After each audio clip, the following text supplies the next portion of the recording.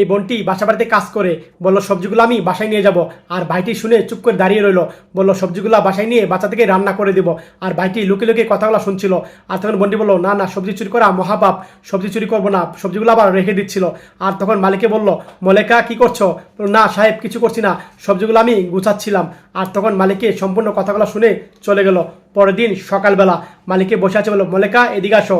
আর তখন মলেকা এদিকে আসলো। আর তখন বললো, শোনো, আজকে আমার দুজন বন্ধু আসবে, তুমি সুন্দর করে রান্না করে রেখো। আর তখন মলেকা বললো, ঠিক আছে সাহেব, আমি রান্না করব। আর এদিকে তার বউ ডাকলো, মলেকা দুধ নিয়ে আসো। আর তখন মলেকা দুধ নিয়ে আসলো, বললো ম্যাডাম এই নেন দুধ। আর তখন ম্যাডামে দুধ খাচ্ছিল, অল্প দুধ খেয়ে বললো, দুধগুলা কি করছো তুমি? দুধে মিঠা বেশি দিয়ে ফেলেছো, নাও দুধ নিয়ে যাও, ফেলে দাও। আর তখন এই কথা বললো। আর বললো, এই শোনো, দুধগুলা না ফেলে তুমি খেয়ে নিও, এইভাবে মলেকাকে বলল। আর তখন এই বোনটি দুধ নিয়ে চলে যাচ্ছিল। আর তখন স্বামী আসলো, স্বামী এসে তখন বউয়ের পাশে বসলো। আর তখন বললো মলেকা, আর বললো হ্যাঁ জি সাহেব।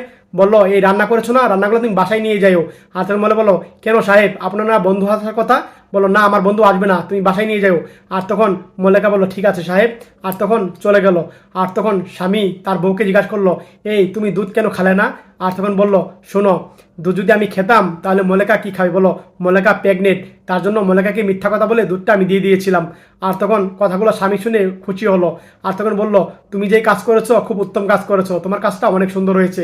বউ তার স্বামীকে বলল, সত্যি ভাই, এই ভিডিওটা দেখে যদি আপনাদের মন ভরে যায়, মন থেকে শেয়ার করে দিয়েন, মন থেকে শেয়ার করে সবাইকে দেখার সুযোগ করে দেন, সবাই বেশি বেশি করে শেয়ার করে দিন সব।